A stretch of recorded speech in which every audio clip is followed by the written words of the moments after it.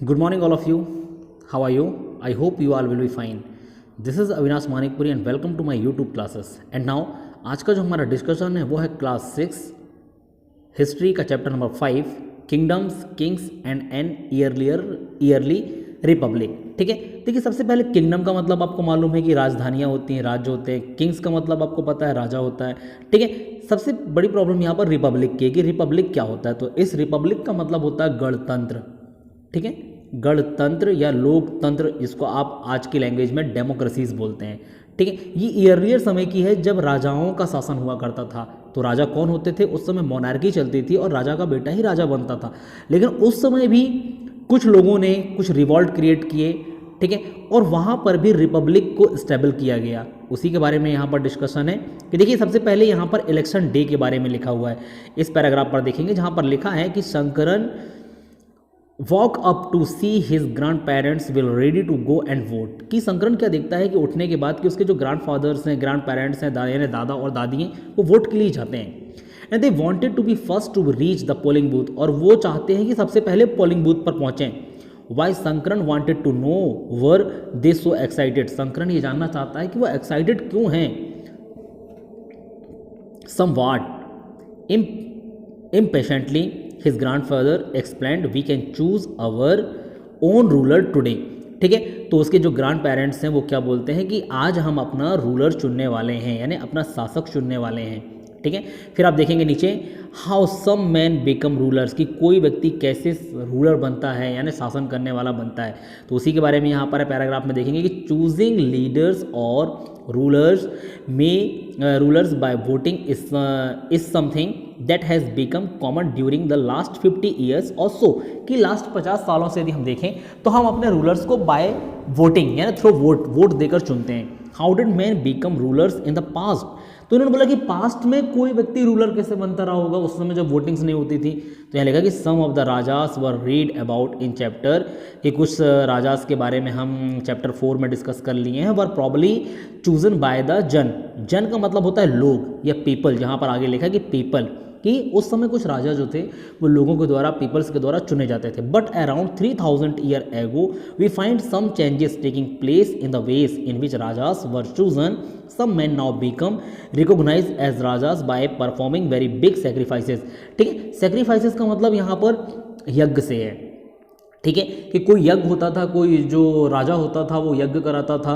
ठीक है, उन्हीं यज्ञ के बारे में यहाँ पर कुछ दिया होगा नेक्स्ट पैराग्राफ में। देखिए जैसे यहाँ पर लिखा है कि द अश्वमेधा और horse sacrifices was one of such rituals. कि अश्वमेध यज्ञ जहाँ पर घोड़ों को दौड़ाया जाता था वो एक फेमस रिचुअल था उस समय का। A horse was let loose to wander freely and it was guarded by the rajas man. कि राजा क्या करता था, घोड़े को छोड़ देता था और कुछ लोग उसको गार्ड करते थे, सुरक्षा करते थे। If the horse wandered into the kingdom of other rajas and टाइनिंग and they spotted it they had to fight. यदि कोई राजा उनको रोक लेता था तो उस राजा को, जिसने घोड़ा छोड़ा है, उससे युद्ध करना पड़ता था। If they allowed the horse to pass it means that they accept that the raja who wanted to perform the sacrifices was strong than them. और कोई भी राजा के किंगडम से यदि वो हॉर्स निकल रहा है और किसी ने उसको जाने दिया तो ये समझा जाता था कि जो राजा है, ठीक है, वो यज्ञ करने वाले राजा को अपने से ज़्यादा शक्तिशाली समझता है, ज़्यादा ताकतवर समझता है, इसलिए उसने घोड़े को नहीं रोका। These rajas were then invited to the sacrifices which was performed by specially trained priest। ठीक है, फिर ऐसे किंगडम के राजाओं को यज्ञ में बुलाया जाता था। जो कि यज्ञ है वो एक ट्रेंड प्रिस्ट यानी विद्वान पंडितों के द्वारा किया जाता था। Who were rewarded with gifts, और उनको गिफ्ट दिया जाता था बाद में। The raja who organize the sacrifice was recognized as being very powerful and all those who come brought gifts for him. जो राजा यज्ञ परफॉर्म करता था, अश्वमेध यज्ञ, उसको सबसे पावरफुल समझा जाता था। ठीक है, और जब लोग इनके पास आते थे, दूसरे किंगडम के राजा आते थे इनके बुलाने पर, तो वो इनके लिए गिफ्ट लेकर आते थे। नेक्स्ट लिखा है the Raja was a central figure in these rituals. He often had a special seat, a throne और tiger skin। ठीक है, कि राजा एक सेंट्रल फिगर होता था, सेंट्रल का आकर्षण होता था। ठीक है, जो ये रिचुअल कराता था। और उसको एक स्पेशल सीट जैसे थ्रोन यानी राजगद्दी होती थी या टाइगर की स्किन पर उनको बैठाया जाता था। His territories who was his campaign in the battlefield and witnessed his exploits change take change tales of his glory. His relatives, especially his wives and sons, had to perform a variety of minor rituals. The other rajas were simply specters who had to sit and watch the performance of the sacrifice. Priest performed the rituals including the sprinkling of scared water on the king, यानी राजा के ऊपर पानी छिड़कते हुए यज्ञ कराया जाता था। तो ये जो पूरा पैराग्राफ है अश्वमेध यज्ञ के बारे में है, ठीक है। तो यज्ञ कैसे परफॉर्म किया जाता था, राजा किस तरह की शक्तिशाली होता था उस समय, ठीक है। ये एक राजा बनने की कहानी है ईयरलियर टाइम पर, यानी पहले के समय पर। और नीचे एक क्वेश्चन लिखा है, देखेंगे यहाँ पर कि make a list of all those who would be present at the sacrifice which are the categorize that are describe in the term of their occupation. कि आपको यहाँ पर कुछ लिस्ट बनाने हैं जिन्होंने इस टाइप के सेक्रीफाइसेस कराए थे और उनका ऑक्यूपेशन क्या था ये आपको बताना है, ठीक है। इसके बाद यहाँ पर है वर्णास के बारे में, वर्ण कि वर्ण क्या होते हैं, ठीक है। तो देखिए यहाँ पर सिंपल सी चीज़ में मैं बता देता हूँ, ये जो पूरा चैप्टर बेस्ड है वो 4 वर्णों पर बेस्ड है, ठीक है। सबसे पहला होता था ब्राह्मण, फिर होता था क्षत्रिय, ठीक है, फिर होता था वैश्य और लास्ट में आता था शूद्र, ठीक है। सबका एक अलग अलग काम था। जैसे ब्राह्मण का काम क्या होता था, पूजा पाठ कराना और सबसे विद्वान माना जाता था समाज के अंदर उनको। क्षत्रिय लड़ने का काम करते थे, ठीक है, युद्ध वगैरह में परफॉर्म करते थे। वैश्य का काम क्या होता था, राजाओं और क्षत्रियों की सेवा करना होता था, ठीक है। और यहाँ पर नीचे मेंशन किया होगा, मैं आपको बता देता हूँ कि द प्रीस्ट डिवाइडेड, देखेंगे इस पैराग्राफ से, the priest divided people into 4 groups called varnas according to them each varna had a different set of functions, कि हर वर्ण का एक अलग अलग काम होता था। The first varna was of the Brahmin, Brahmins were expected to study the Vedas, perform sacrifices and receive gifts, कि ब्राह्मण का काम क्या होता था, वेदों का पाठ करना, ठीक है, सेक्रीफाइसेस यानी यज्ञों को परफॉर्म करना और गिफ्ट रिसीव करना। फिर इन द सेकेंड प्लेस, देखेंगे यहाँ पर इस वाले पैराग्राफ में, in the second place were the rulers also known as Kshatriya, कि सेकेंड प्लेस क्षत्रिय का होता था, बेसिकली ये राजा होते थे। They were expected to fight battle and protect people, कि इनका काम बैटल करना था, युद्ध करना था और लोगों को प्रोटेक्ट करना था।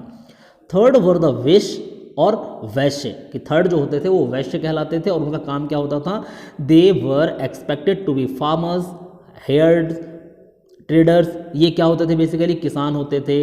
हर्डर्स होते थे यानी पशुओं को चराने वाले होते थे। ट्रेडर्स यानी व्यापारी होते थे।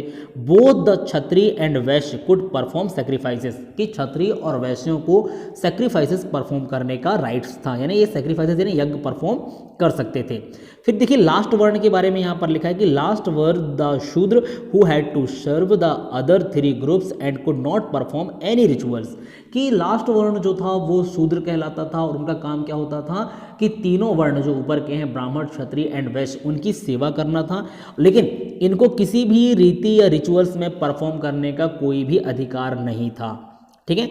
Often women were also grouped with the Shudras, कि वोमेन्स को भी शूद्रों के जैसे ही समझा जाता था, क्योंकि both women and Shudra were not allowed to study the Vedas, ठीक है, क्योंकि वुमेन्स और शूद्र दोनों को ही वेदों की स्टडी करने का कोई भी राइट्स नहीं था। अब देखिए यहाँ पर मैं शॉर्ट में बता देता हूँ कि इस वाले पैराग्राफ का जो मतलब है, कि जो पैराग्राफ आपको दिख रहा है यहाँ का मतलब ये है कि कुछ लोगों ने इस वर्ण व्यवस्था को नहीं माना, ठीक है। क्यों नहीं माना, क्योंकि उनका मानना था, देखिए क्योंकि यहाँ पर बाय बर्थ वर्ण जो है वो डिस्क्राइब किए जाते थे। जैसे ब्राह्मण का कोई लड़का हुआ तो वो ब्राह्मण ही कहलाता था, भले ही वो विद्वान ना हो, वेदों का पाठ करना ना जानता हो, लेकिन वो ब्राह्मण की श्रेणी में ही आता था। तो कुछ लोगों ने इसको अपोज करना स्टार्ट किया, ठीक है, कि भाई जो विद्वान होगा वही ब्राह्मण कहलाएगा। तो बाद में फिर ये व्यवस्थाएं चेंज हुई और ये बाई बर्थ से हटकर बाय बर्थ में आया, ठीक है, कि लोगों को काम के अकॉर्डिंग्स उनके वर्ण जो थे वो दिए जाने लगे। फिर इसके बाद हम देखेंगे यहाँ पर जनपदों के बारे में कि जनपद क्या होते थे, ठीक है, ये जनपद के बारे में हम स्टडी करेंगे। ये जनपद जो आपको दिखाई दे रहा है यहाँ पर कि जनपद क्या होते थे। फिर इसके बाद महाजनपद के बारे में देखेंगे। मैंने आपको एक वर्ग दिया था यहाँ पर महाजनपद, ठीक है। यदि आप इस मैप को देखेंगे अच्छे से तो इस मैप में आपको डिफरेंट टाइप के महाजनपदों के बारे में जो जानकारी हैं वो मिल जाएगी, ठीक है। फिर बाकी जो भी होता है इसमें आगे का एक्सप्लेनेशन में जनपद से महाजनपद के बारे में आगे एक्सप्लेन आपको करा दूंगा। ठीक है, तो आज के लिए बस इतना ही। Thank you so much and thanks for watching this video. Next video में हम जनपद एंड महाजनपद के बारे में स्टडी करेंगे। चलिए, थैंक यू सो मच।